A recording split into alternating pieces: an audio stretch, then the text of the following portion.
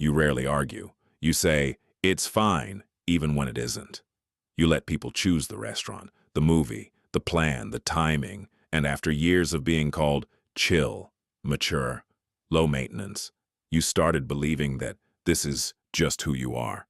But lately, something feels strange. You feel tired around people you love.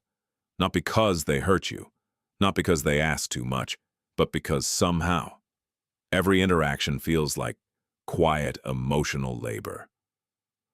Visual, person smiling in a group while looking emotionally distant. And the strangest part is, most people would never guess you're exhausted, because you hide it so well. There's a specific kind of loneliness that comes from always being emotionally manageable. You become the person who adapts, the person who keeps the peace, the person who says, whatever works for everyone. At first it feels harmless, but over time, something subtle begins to happen. You stop noticing your own reactions. Someone crosses a boundary, and you immediately explain it away. Someone disappoints you, and you tell yourself not to be dramatic.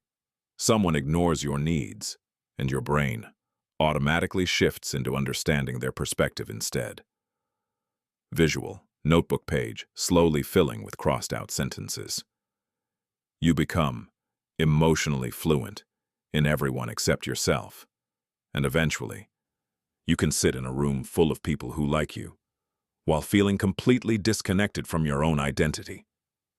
Because being easygoing often comes with a hidden trade. You gain social safety by sacrificing emotional honesty. That's the contradiction. People experience you as calm, but internally your nervous system is constantly working overtime to prevent friction, and most of the time, you don't even realize you're doing it. That's why this exhaustion feels confusing. You're not carrying visible conflict, you're carrying invisible self-suppression, and the brain treats suppression like work. Real work. Psychologists sometimes describe this as chronic self-monitoring. Your brain becomes hyper-aware of other people's emotional states. Not because you're weak, but because somewhere earlier in life, being emotionally easy became adaptive. Maybe conflict felt unsafe. Maybe expressing needs led to rejection. Maybe your environment rewarded you for being agreeable. So your nervous system learned something important. Harmony equals safety. Visual. Child sitting quietly while adults argue in another room. And once the brain learns that, it begins prioritizing emotional predictability over authenticity. That's why easygoing people often struggle to notice resentment until it becomes overwhelming. Your emotions don't disappear. They get delayed.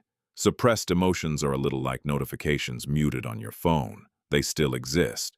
The brain is still processing them in the background, using energy, holding tension, tracking everything quietly, until one day you suddenly feel irritated by everyone for no obvious reason, not because you became selfish, but because your emotional system reached cognitive overload.